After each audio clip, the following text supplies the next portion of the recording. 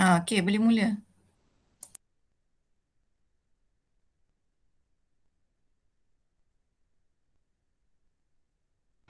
9.4 Malaysia dalam Commonwealth.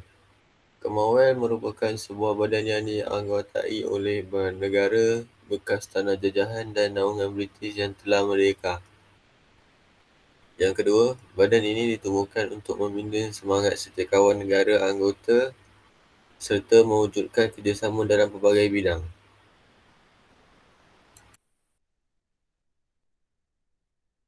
Okey, nampak Commonwealth tu badan, satu badan atau organisasi. So, yang dianggotai oleh negara bekas tanah jajahan dan naungan British. Mana-mana yang negara dijajah oleh British, tapi yang telah merdeka, mereka menyertai Commonwealth. Okey, untuk apa tujuannya? Untuk membina semangat setia kawan negara, negara anggota, kemudian wujudkan kerjasama dalam pelbagai bidang. Okey, mana je negara yang telah di bawah naungan dengan jajahan British? Malaysia. Okey, Malaysia. Semestinya lah. Okey, lagi? Mana lagi? Rusia. Okey. Okey, sambung. Penyertaan dan sumbangan.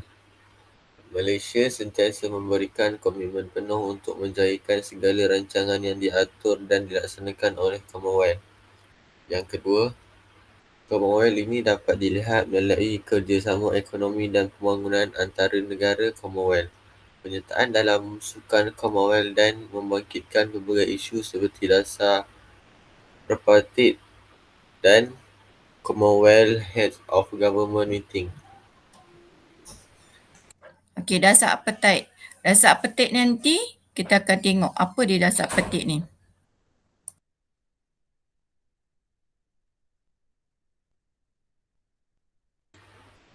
Rancangan Colombo. Malaysia menyertai rancangan pembangunan ekonomi dan sosial di bawah Commonwealth yang dilaksanakan sejak tahun 1951. Yang kedua, rancangan ini bertujuan menangani masalah kemiskinan dalam kalangan anggota Commonwealth. Yang ketiga, mendapat khidmat nasihat berkaitan dengan pendidikan, pertanian, teknikal dan kesihatan. Yang keempat, melibat dalam program latihan untuk kaki tangan awam dan pembangunan sektor swasta sejak tahun 1955. Yang terakhir, memberikan bantuan dalam pelbagai bidang kepada negara anggota yang belum membangun melalui rancangan Colombo ini. Kita tengok kita sertai rancangan Colombo ini sejak tahun 1951 lagi. 51 kita dah merdeka belum? Belum. Belum. Okey. Jadi kita dah sertai dah walaupun kita belum merdeka waktu ni kita dah sertai dan ketika ini kita dah ada dah sistem ahli, kita dah ada kabinet bayangan. Okey. Jadi mereka lah yang menyertai rancangan Colombo ini. Lepas tu kita pun rancangan ni tujuannya untuk mengatasi masalah kemiskinan dalam kalangan anggota Commonwealth. Yelah, Malaysia kan kira memang miskin lah. Okey, kemudian khidmat nasihat berkaitan dengan pendidikan, pertanian, teknikal dan kesihatan. Terlibat dalam program latihan untuk kaki tangan awam dan pembangunan sektor swasta. Okey, jadi benda ni mereka lah bagi latihan. Sebab itulah ada kita panggil apa tu yang diorang bagi dia ada satu nama Suruhanjaya tu. Suruhanjaya Raid. Suruhanjaya Raid inilah yang mereka membantu untuk bagi latihan kepada kaki tangan awam. Okey, kemudian bantuan pelbagai negara anggota yang belum membangun dah. Okey. Sambung.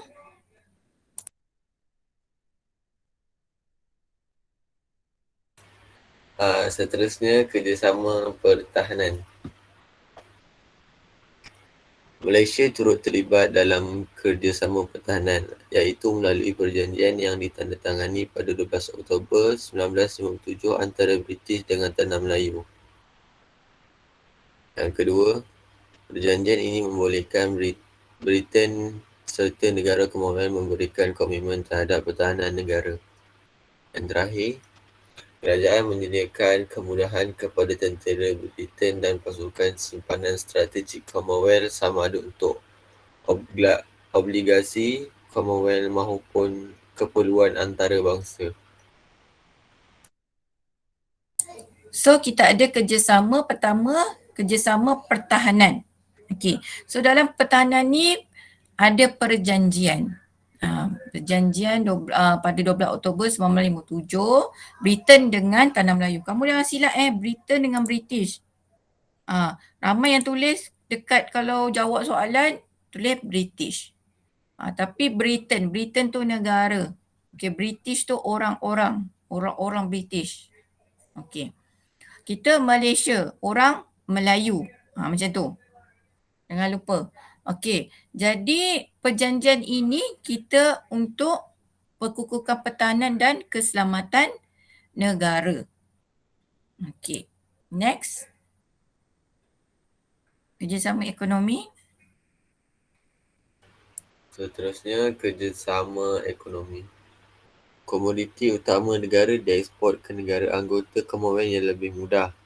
Yang kedua, kadar cukai yang dikenakan lebih rendah. Yang ketiga, contohnya cukai ekspor barangan siap dan cukai produk digital. Yang keempat, pelbagai kemudahan turut disediakan seperti kemudahan kredit dan bantuan dana Commonwealth. Pelaburan daripada negara Commonwealth juga penting kepada pembangunan ekonomi negara. Okey, nampak bila kita ada kerjasama dengan negara-negara Commonwealth ini, jadi mereka lah rakan dagang kita yang utama, rakan dagang Malaysia yang utama. Jadi komoditi utama negara dieksport ke negara Commonwealth dengan lebih mudah, senang je lah. Okey, kemudian kadar cukai dikenakan lebih rendah. So cukai ekspor barangan siap dengan cukai produk digital. Produk digital ni apa? TV, lagi apa? Telefon. Kemudian pelbagai kemudahan. I love. Dia? I love. Dia tu. Ada mesej masuk tu.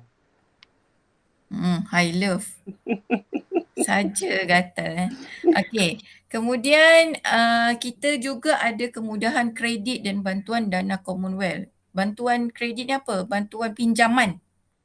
Okey, pinjaman daripada dana Commonwealth. Okey, kemudian pelaburan.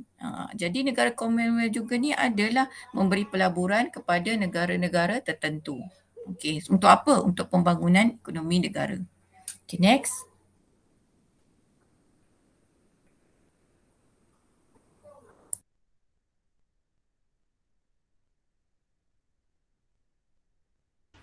Penentangan dasar apartheid. Dasar apartheid menjadi isu penting yang menarik perhatian Commonwealth. Yang kedua, Malaysia turut lantang menentang dasar ini. Yang ketiga, asas penentangan Malaysia disebabkan dasar ini menyalahgunakan hak asasi manusia dengan membezakan hak seseorang berdasarkan warna kulit.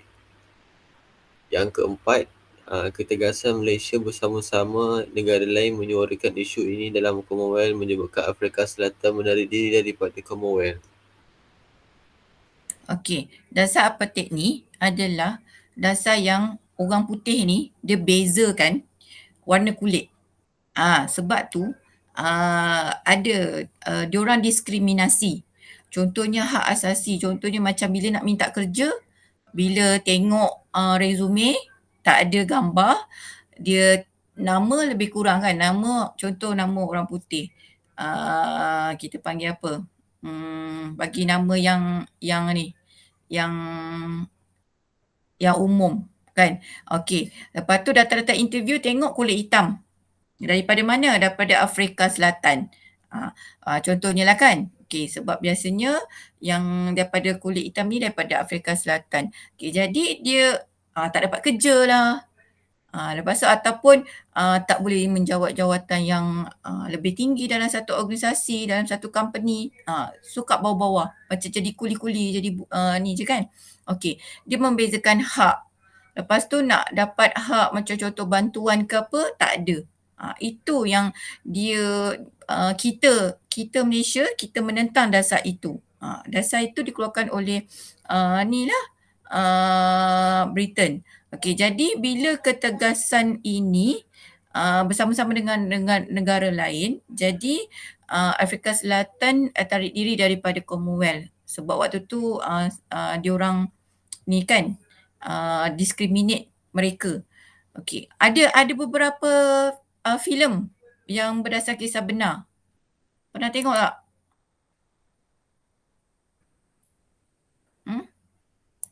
Tak pernah tengok? Pernah Tak. tahu tak? Pernah tahu tak pasal ni? Yang orang putih dulu tak suka orang kulit hitam. Pernah dengar tak? Tak pernah juga? Tak pernah. Okey. Jadi ada beberapa filem-filem lah yang menceritakan betapa mereka ni diskriminasi. Tapi sekarang alhamdulillah lah okey. Tak ada dah. Okey. Sambung.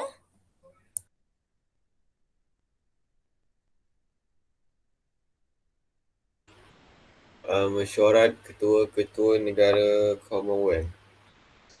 Malaysia turut terlibat dalam mesyuarat ketua-ketua negara Commonwealth yang diadakan 2 tahun sekali. Yang kedua, persidangan ini diadakan bagi membincangkan isu semasa antarabangsa yang berkaitan dengan negara anggota.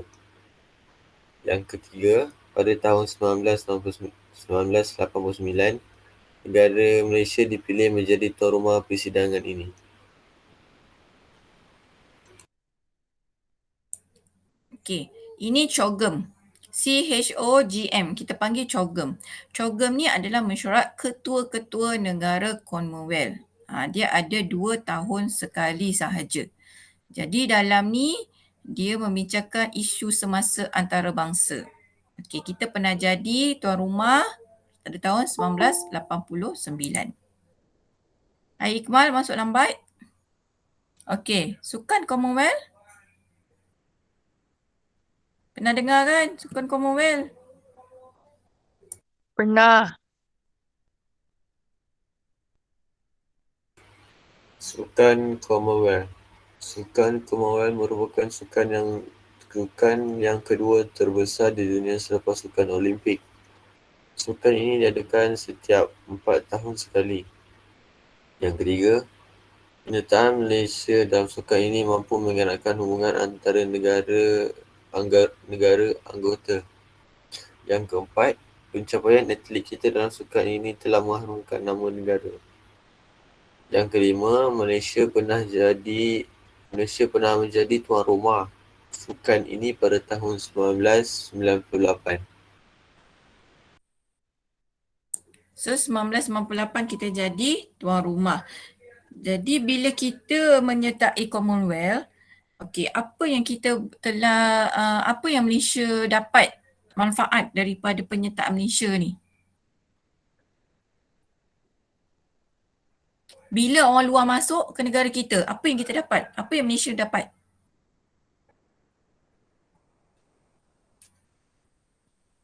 Dapat apa? Adakah kemasukan tu macam tak bawa apa-apa keuntungan? Bawa keburukan? Mengeratkan. Okey, pertama mengeratkan. Hai Aden. Lama sangat dah tak nampak kamu kan. Sebaiklah kelas terakhir dengan cikgu ni kamu join. Okey. Jadi pertama memang mengeratkan silaturahim lah. Okey, lagi apa? Manfaat apa lagi? Membawa keuntungan. Yes, keuntungan. Macam mana yang dikatakan keuntungan? Apa yang kita dapat untung tu? Rakyat luar masuk Malaysia, Okey. mesti beli makanan kat Malaysia. Beli makanan. Hotel. Makanan disediakan oleh kita ke? Kalau kita pergi mana-mana nanti negara tersebut yang tuan rumah tu dia akan sediakan makanan.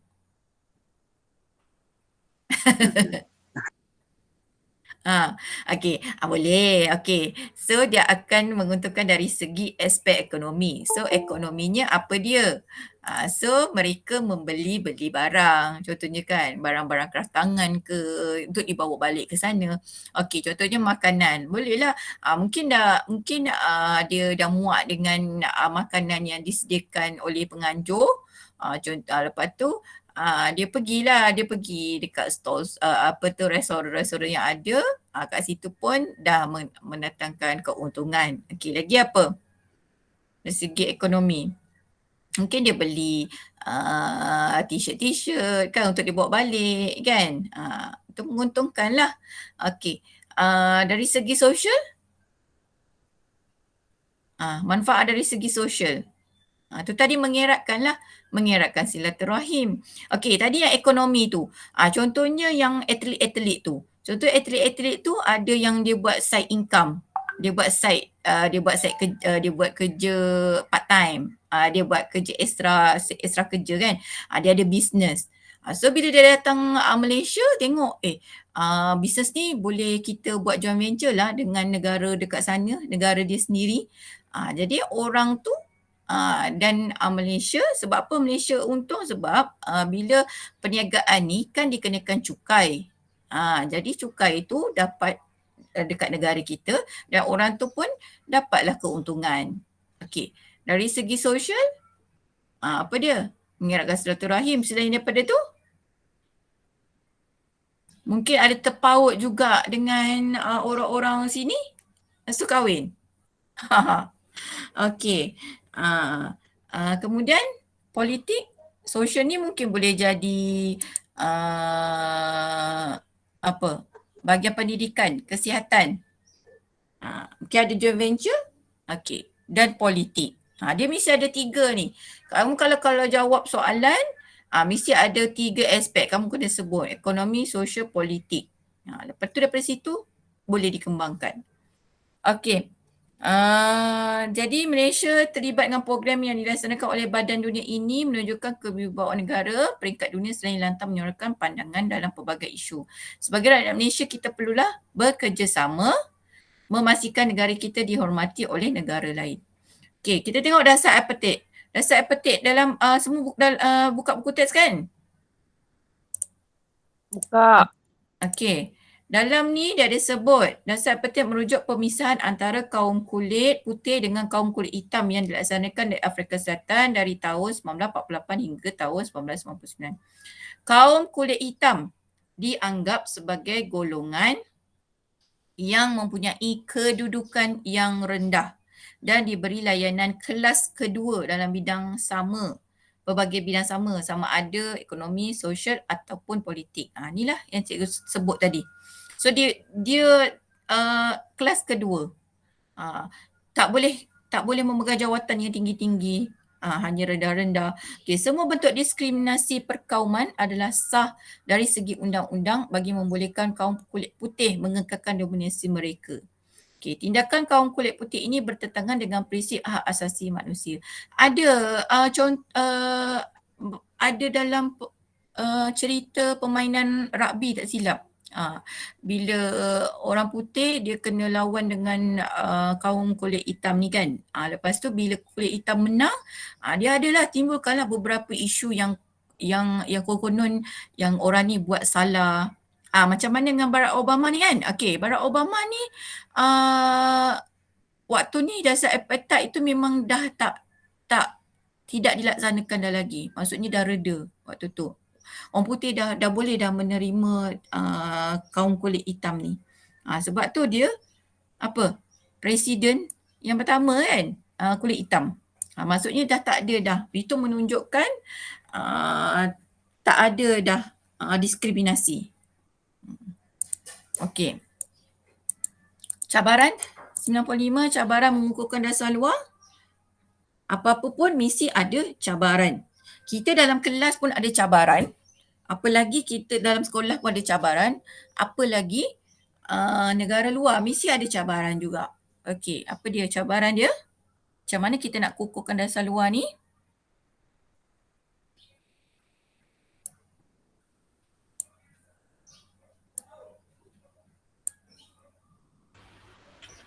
Uh, 9.5 cabaran mengukuhkan dasar luar.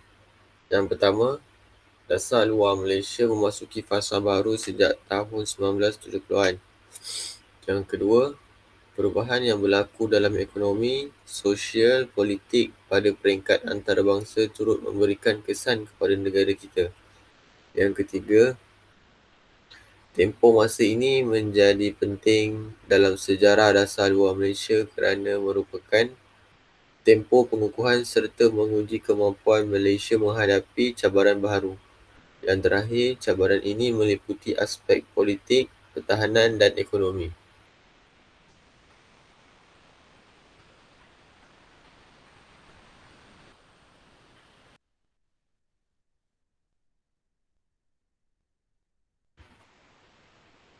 Cabaran politik antarabangsa. Cabaran politik antarabangsa sememangnya sangat mempengaruhi dasar luar Malaysia. Malaysia mengamalkan dasar berkecuali apabila menjalinkan hubungan dengan negara luar tanpa mengira ideologi. Yang kedua, keadaan ini membolehkan Malaysia menjalinkan hubungan dengan negara China melalui lawatan oleh Tun Abdul Razak Husin ke negara tersebut pada tahun 1974. Okey, ingat tak semalam ketika tempoh pemerintahan siapa? Di bawah pimpinan siapa? Tunku Abdul Rahman kan? Dia apa? Dia menjalankan dasar apa? Dasar pro-barat tetapi anti komunis. Tetapi bila Tun Abdul Razak Husin, dia tidak ada, dia terkecuali, dia berkecuali, dasar berkecuali, dia tak kira. Dia jalinkan semua hubungan tak kira ideologi. Maksudnya dia tak ada anti barat ke, dia tak ada anti komunis ke, dia sama je. Waktu ni lah dia datang pergi jumpa dengan pemimpin Cina, Zhou Enlai. Okey, jadi dia buat hubungan, jalinkan hubungan dengan negara China pada tahun 1974. Okey. Tu cabaran politik antarabangsa. Okay, next.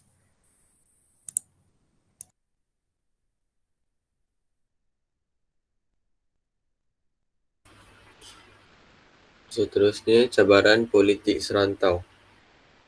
Perluasan pengaruh komunis di Indochina menyebabkan ketidakstabilan kepada rantau Asia Tenggara. Yang pertama, berlakunya kebanjiran pendatang asing Vietnam di Asia Tenggara. Yang kedua, Malaysia turut terkesan dengan perkembangan tersebut. Yang ketiga, pada tahun 1976, Malaysia menggerakkan usaha menyokong sidang kemuncak ketua-ketua negara ASEAN di Bali, Indonesia bagi membincangkan pergolakan di Indochina serta masa hadapan rantau Asia Tenggara. Okey. Jadi bila dah kita tak ada ni, kita tak kisah. Okey, jadi berlaku kebanjiran pendatang asing di Vietnam. Cabaran lah. Okey, kemudian 76 Malaysia menggerakkan usaha menyokong sidang kemuncak ketua-ketua negara ASEAN. Jadi nak bincanglah pergolakan di Indochina. Okey, lagi. Cabaran keselamatan.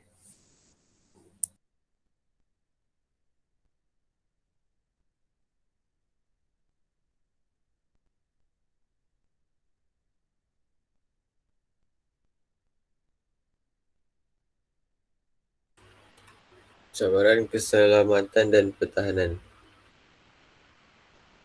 Anglo-Malaysia Defence Agreement iaitu perjanjian antara Malaysia dengan Britain ditamatkan pada tahun 1971. Yang kedua, berikutan itu Malaysia menandatangani perjanjian pertahanan melalui iaitu Five Power Defence Agreement FDA atau Perjanjian Pertahanan 5 negara pada 15 April hingga 16 April 1971 yang melibatkan Malaysia, Singapura, Britain, New Zealand dan Australia. Malaysia akan memperoleh bantuan teknikal dan latihan bersama bagi memperkukuh pertahanan dan keselamatan negara melalui FPDA. Yang ketiga, Malaysia turut bekerjasama bagi memperkukuh pertahanan dan keselamatan negara melalui FPDA. Mesyuarat Menteri-Menteri Pertahanan ASEAN diadakan bagi membincangkan kerjasama ini. Yang keempat, Malaysia juga menandatangani perjanjian sepadan dengan Thailand pada tahun 1965 untuk menangani isu keselamatan. Okey. Jadi penandatangani perjanjian pertahanan baru ini adalah bukannya disebabkan kita nak suruh mereka mempertahankan kita apabila diserang ke apa. Tak. Jadi dalam perjanjian ini Malaysia dapat bantuan teknikal. So teknikal ni apa benda? Teknikal dan latihan bersama. Bagaimana? Bantuan teknikal macam mana? Contoh alatan-alatan lah, alatan yang digunakan untuk berperang ke kan. Okey, pistol, senjata kan. Okey, benda-benda tu, okey, kemudian lagi apa? Macam contohnya macam kita nak tengok, nak mengesan penjenayah ke, tu benda-benda teknikal lah. Lepas tu kita ada macam mana nak mengecam penjenayah. Lepas tu kita ada benda-benda yang berkaitan dengan teknikal, yang digital ke apa, mereka akan bagi bantuan. Contoh DNA ke apa ke kan. Kita mana zaman dulu mana ada kita mahir dalam tak ada kepakaran bahagian tu. Benda ni yang mereka akan beri, kemudian mereka akan bagi latihan juga untuk memperkukuhkan pertahanan. Latihan ni latihan ketenteraan lah. Okey.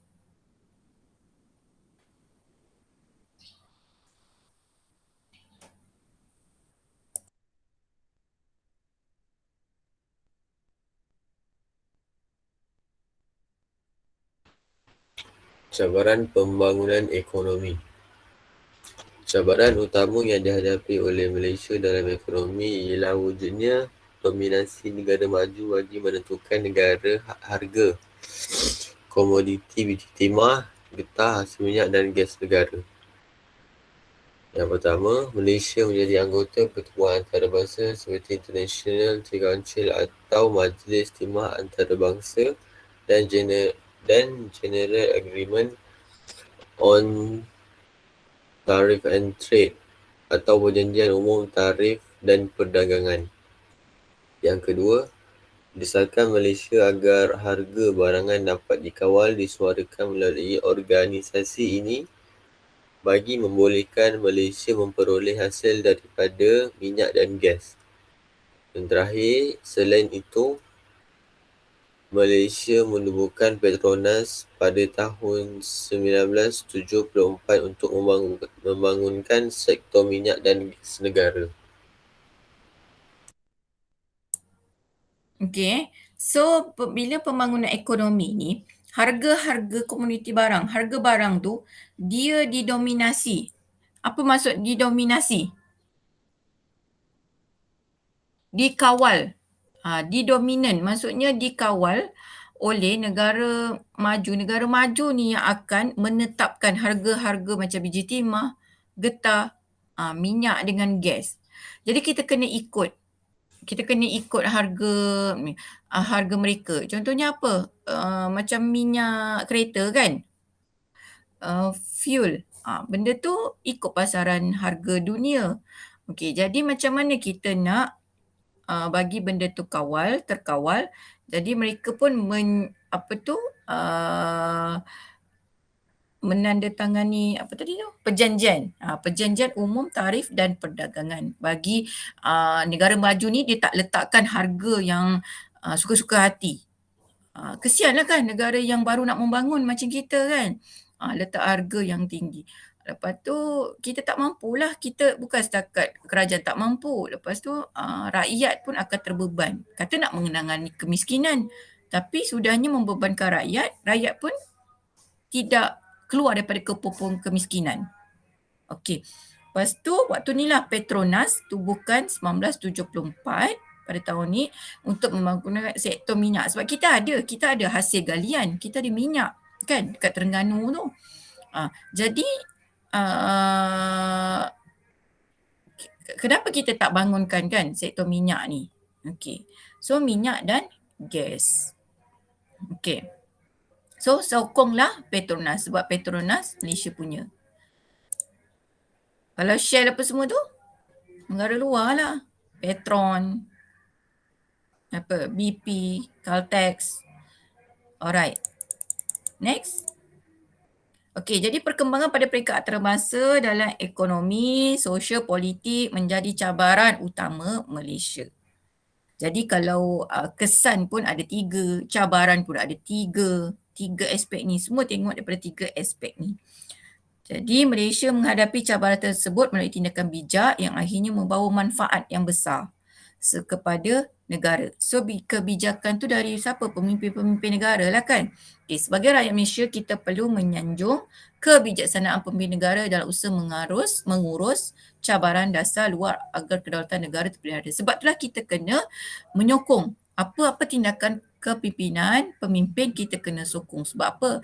Pemimpin dah buat yang terbaik. Cari jalan yang terbaik untuk membuat sesuatu tindakan itu. Okay, next.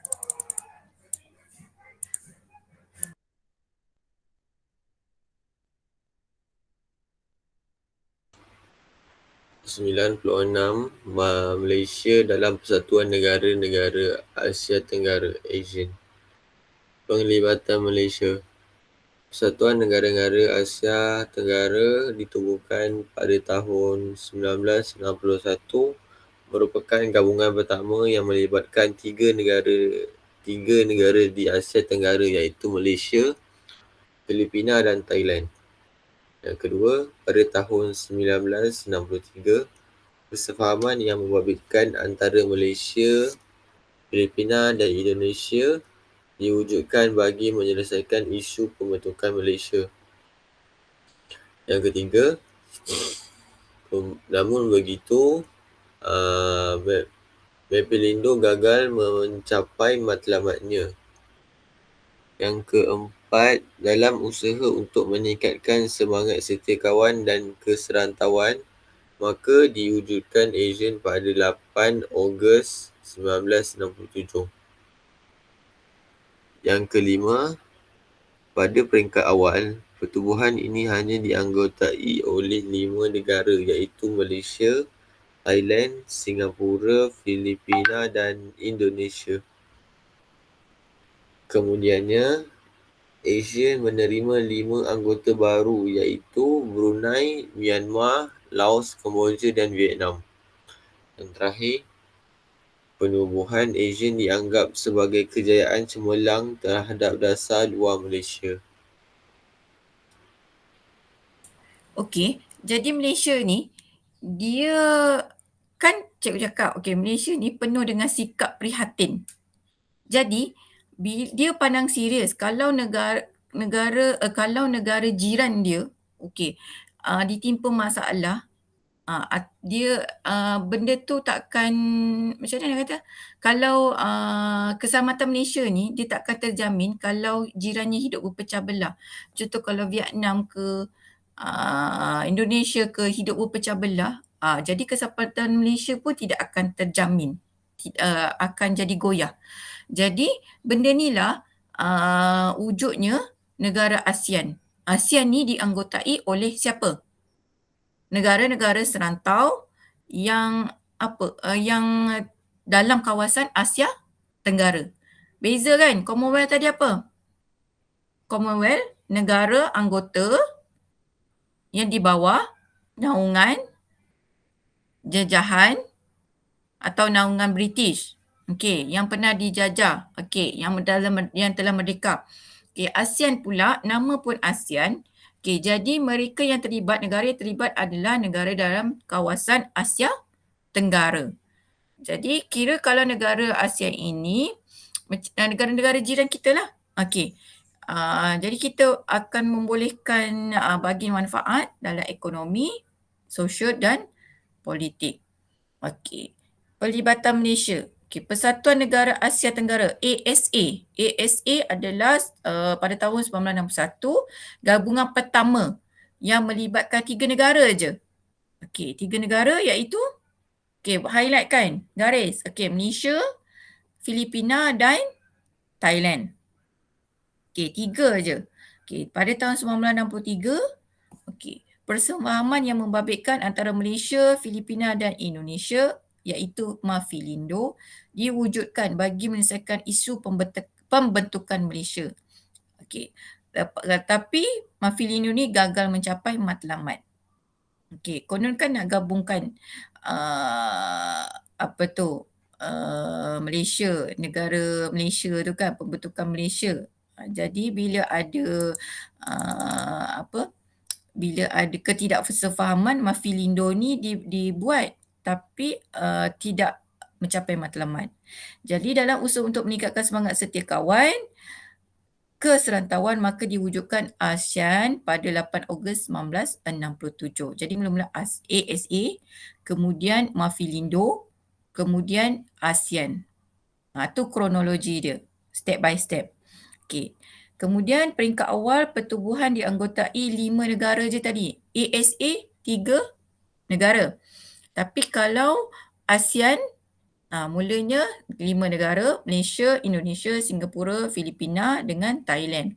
Okey, kemudian ASEAN menerima 5 anggota baru. Okey, mana? Brunei, Myanmar, Laos, Kemboja dan Vietnam.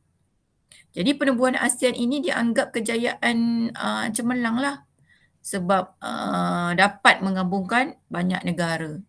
Mula ASA 3 je kan. Lepas tu Mafilindo tak berjaya juga.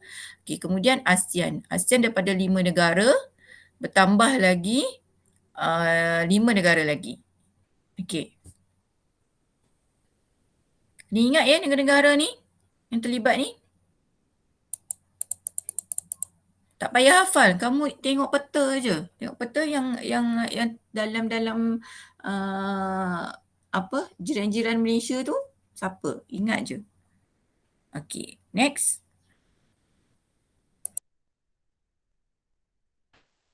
Zon aman, bebas dan berkecukupan.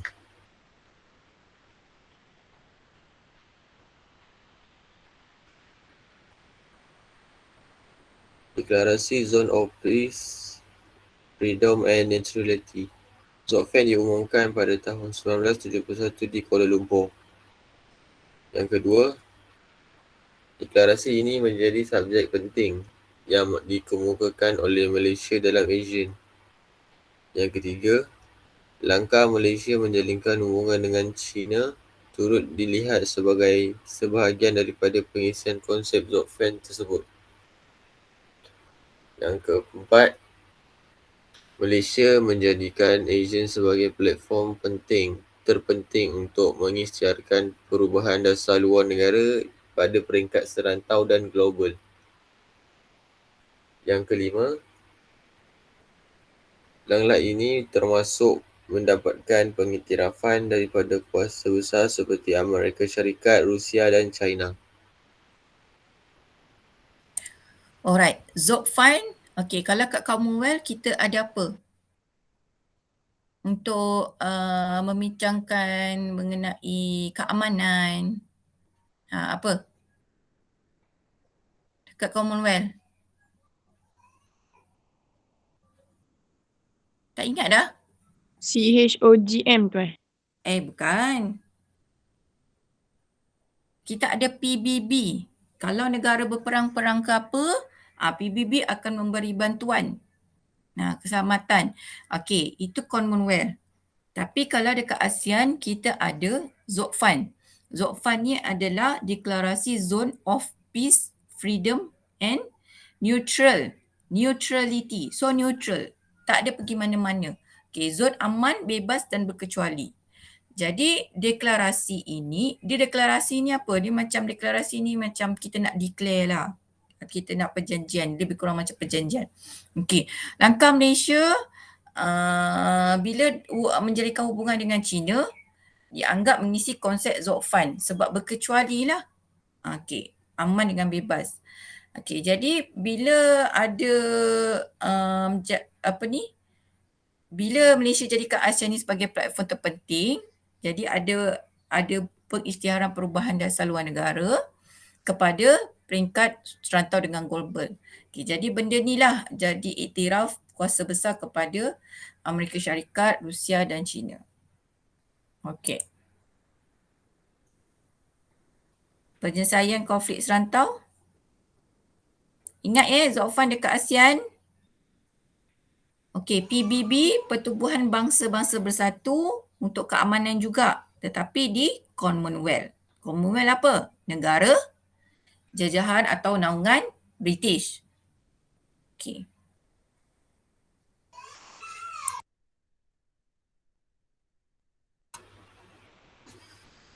Penyelesaian konflik serantau.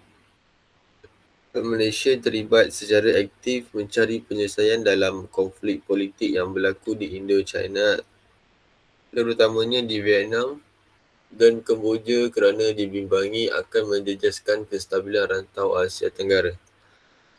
Yang kedua, konflik di Vietnam dan Kemboja berkaitan dengan ancaman komunis dan pelarian. Yang ketiga, Malaysia menyeru agar kuasa besar tidak campur tangan dalam isu di Vietnam.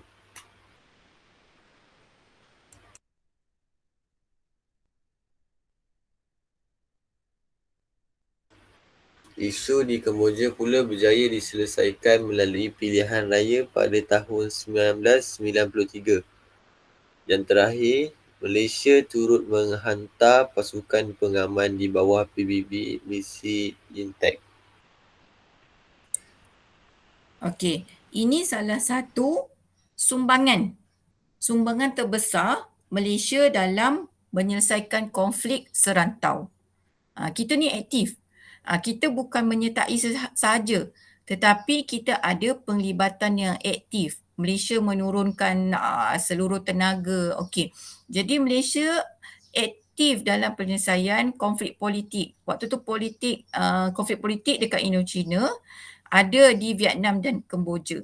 Okey, konflik politik lah, maksudnya tak tahu siapa nak memerintah ni. Okey, parti ni nak memerintah, parti ni nak ni berlawan lah, bergaduh. Okey, jadi bila ada konflik tersebut, pergaduhan tersebut, dia bimbang lah negara kita akan terjejas. Kestabilan rantau Asia Tenggara akan terjejas.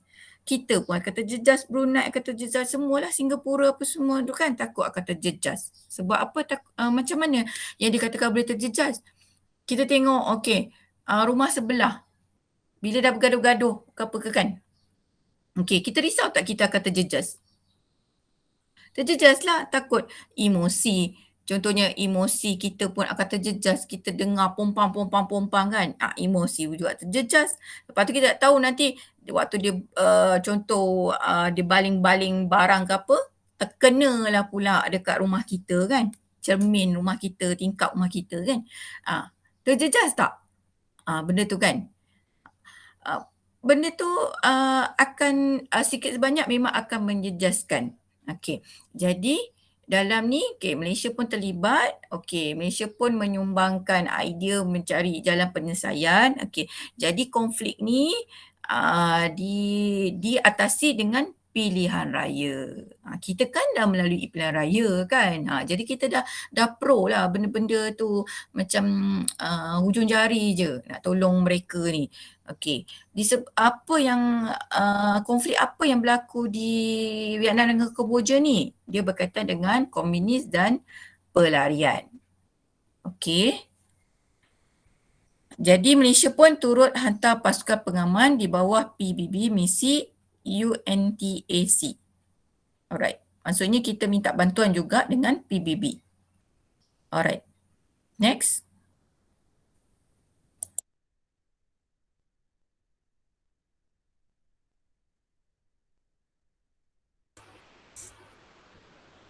Kerjasama ekonomi.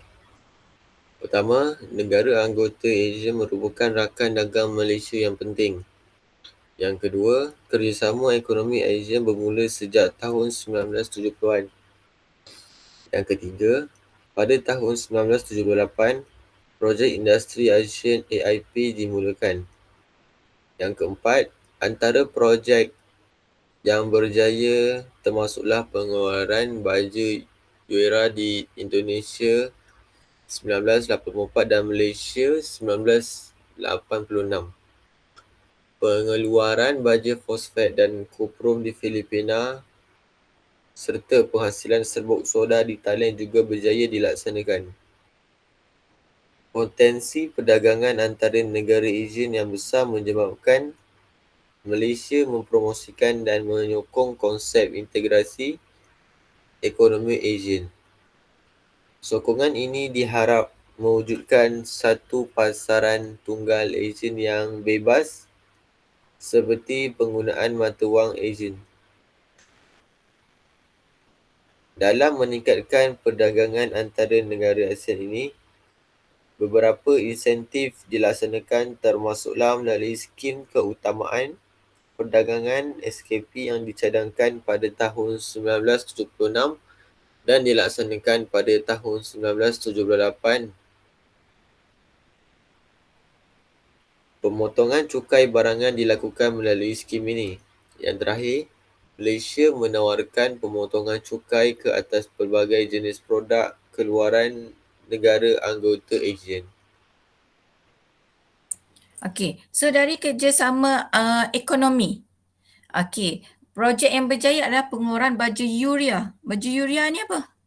Di Indonesia dan Malaysia 1986. Projek industri. Baju urea. Apa dia baju urea?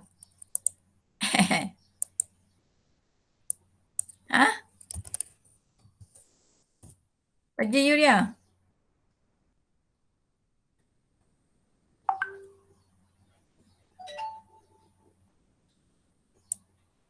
Ada siapa tahu baju urea?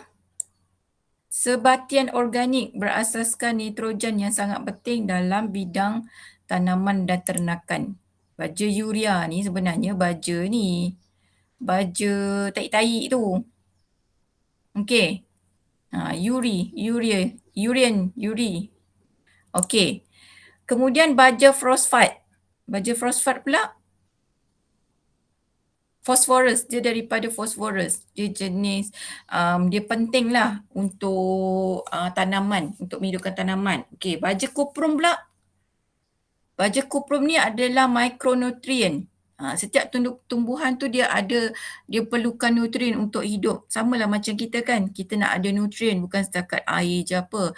Kita nak kena ada apa nutrien kita, vitamin ke apa ke kan.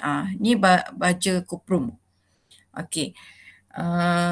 So benda ni berjaya dilaksanakan. Okey, kemudian potensi perdagangan. Potensi perdagangan, Malaysia promosikan dan menyokong konsep integrasi ekonomi ASEAN. Jadi kita pun promote barang-barang mereka, kita beli daripada mereka. Okey, sukan ini diharap mewujudkan satu pasaran tunggal ASEAN yang bebas seperti penggunaan mata wang ASEAN. Okey, kemudian insentif termasuklah skim keutamaan perdagangan. Insentif ni apa? Insentif ni bantuan. Bantuan. Okey, so bantuan yang kita beri adalah skim keutamaan perdagangan yang dicadangkan 1976 dan 1978. Kemudian pemotongan cukai barangan. Pemotongan cukai barangan inilah yang dalam skim keutamaan perdagangan ni. Okey, Malaysia melakukan pemotongan cukai ke atas pelbagai jenis produk keluaran negara anggota ASEAN. Okey, contoh barang yang masuk tu kan kena cukai. Jadi cukai itu kalau negara ASEAN dia tak adalah kena cukai yang tinggi. Okey. Kerjasama sosial.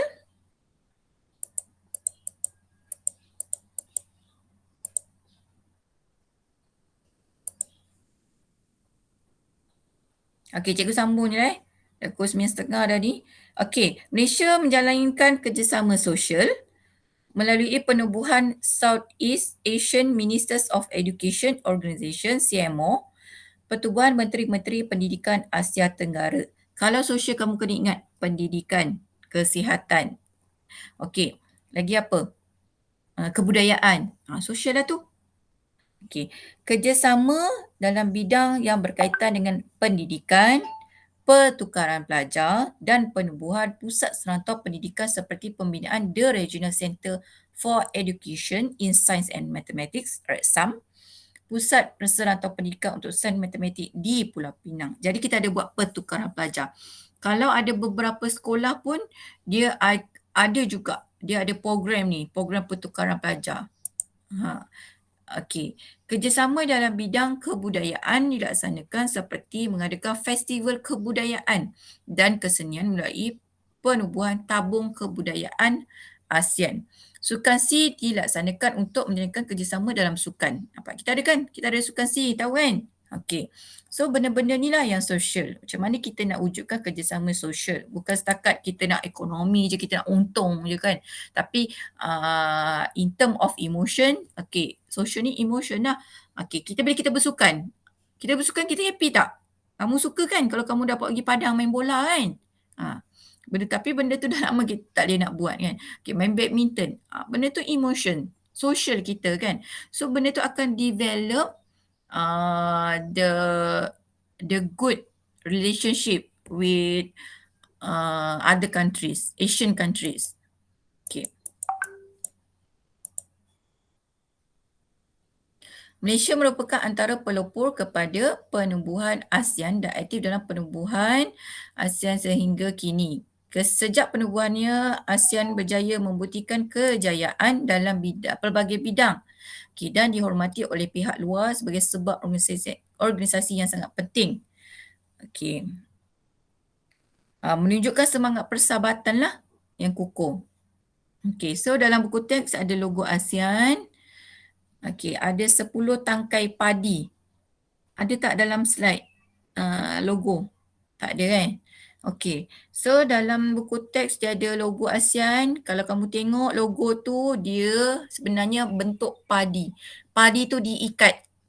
Ada 10 benda kuning tu, jalur-jalur kuning tu. Lepas tu dia ada ikat kat tengah tu kan macam pinggang tu kan. Tu adalah padi. So 10 tu adalah 10 buah negara yang diikat. So diikat oleh semangat persahabatan dan perpaduan. Moto ASEAN, keamanan, kestabilan, kegigihan, kedinamikan, kesucian dan kemakmuran. Okay, kamu kena tengok semua part-part dekat dalam buku teks tu penting. Kalau keluar logo ASEAN tu, tak tahu pula nak jawab kan sebab tak ada dekat slide ke apa. Okay, so Malaysia dalam pergerakan negara-negara tanpa pihak, macam banyak lagi lah topik ni. Okay, sudah 9.30. Kita nak stop ke kita nak sambung? Nanti ada 2 bab lagi subtopik. Kita sambung lah ya. Ikmal pun tak semangat dah. Ngantuk ke Mal? Dalam buku teks ada UIA. This is my university, International Islamic University. Nampak? Dalam buku teks. Ada pembangunan pendidikan kan, UIA. UIA melibatkan negara luar. So memang cikgu jumpalah budak-budak foreigner tu. Bergaul dengan diorang. Okey. Nasib baik tak kahwin dengan orang foreigner kan.